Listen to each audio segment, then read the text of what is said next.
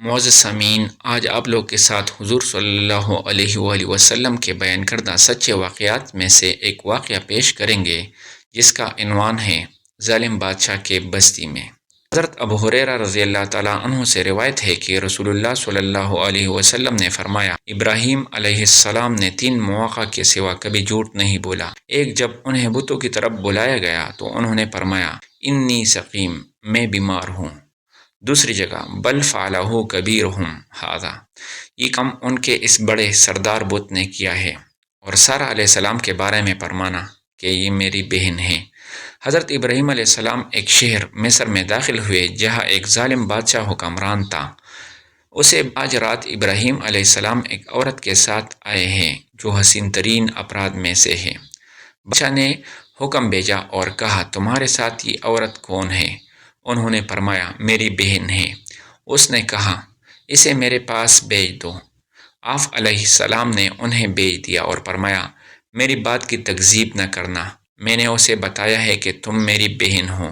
حقیقت یہ ہے کہ زمین پر ہم دونوں کے سوا کوئی مومن موجود نہیں۔ جب سارہ علیہ السلام بادشاہ کے پاس پہنچی کی طرف بڑھا، آپ نے وضو کر کے نماز پڑھی اور دعا کرتے ہوئے کہا، یا اللہ، تجھے معلوم ہے کہ میں تجھ پر ایمان لائی ہوں اور اپنے جسم کو اپنے خاوند کے سوا ہر ایک سے محفوظ رکھا ہے۔ اب اس کافر کو مجھ پر مسلط نہ فرمانا۔ بادشاہ کی سانس بند ہو گئی حتیٰ کہ وہ پاؤں مارنے لگا۔ حضرت ابو ہریرہ فرماتے ہیں، حضرت سارہ علیہ السلام نے فرمایا، یا اللہ، اگر یہ مر گیا تو لوگ کہیں گے کہ اس نے اسے قتل کر دیا، یعنی سارہ علیہ السلام نے اسے قتل کر دیا۔ تب وہ اس عذاب سے چھوٹ گیا۔ اس کے بعد دوبارہ آپ کی طرف بڑھا۔ سارہ علیہ السلام نے پھر وضو کر کے نماز پڑھی اور کہا، یا اللہ، تجھے معلوم ہے کہ میں تجھ پر اور تیرے رسول پر ایمان لائی ہوں اور اپنے جسم کو اپنے خاوند کے سوا ہر ایک سے محفوظ رکھا ہے۔ اس کافر کو مجھ پر مسلط نہ فرمانا۔ بادشاہ کی سانس بند ہو گئی حتیٰ کہ وہ ہاتھ پاؤں مارنے لگا۔ سارہ علیہ السلام نے فرمایا، یا اللہ، اگر یہ مر گیا تو لوگ کہیں گے کہ اس نے اسے قتل کر دیا ہے۔ تب وہ چھوٹ گیا۔ تیسری یا چوتھی بار اس بادشاہ نے دربان سے کہا، تم نے میرے پاس کوئی شیطان یعنی جن بھیج دیا ہے، اسے واپس ابراہیم کے پاس پہنچا دو اور اسے ہاجرہ دے دو۔ سارہ علیہ السلام واپس آ گئی اور حضرت ابراہیم علیہ السلام سے فرمایا، اللہ نے کافروں کے تدبیر کو ناکام کر دیا اور خدمت کے لیے ایک لڑکی دے دی۔ حدیث میں جو فرمایا گیا، وہ میری بہن ہے، اس سے مراد دین کے لحاظ سے بہن۔ اور ابراہیم علیہ السلام نے فرمایا، روئے زمین پر میرے اور تیرے سوا کوئی مومن موجود نہیں۔ اس کا مطلب یہ ہے کہ مومن میاں بیوی موجود نہیں۔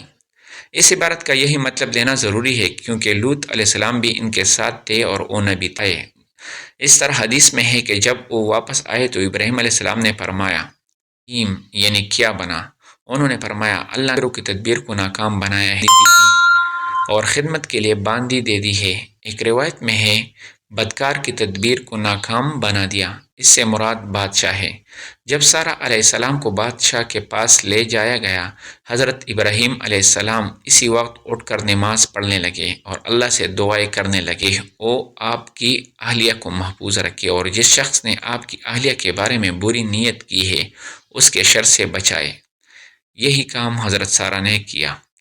جب اللہ کے دشمن نے ان کی طرف ہاتھ بڑھانا چاہا اور انہوں نے فوراً اٹھ کر وضو کیا اور نماز پڑھ کر مذکورہ بالا دعا مانگی، اسی لیے اللہ تعالیٰ نے فرمایا، وَاسْتَعِینُوا بِالصَّبْرِ وَالصَّلَاةِ، صبر اور نماز کے ذریعے سے اللہ کی مدد حاصل کرو۔